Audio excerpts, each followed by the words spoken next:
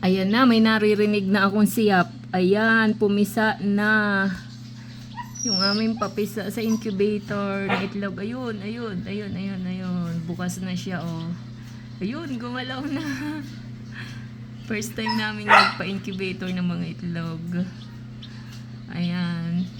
Yung brown na itlog na yan ay itlog ng Rhode Island. Yung mga puti ay Texas.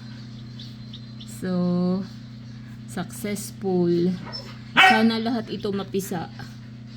Kasi maraming hindi fertile siya pero maraming hindi nabuhay.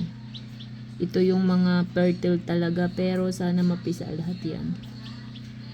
Guys, so galing. Ayan ang aming papisa.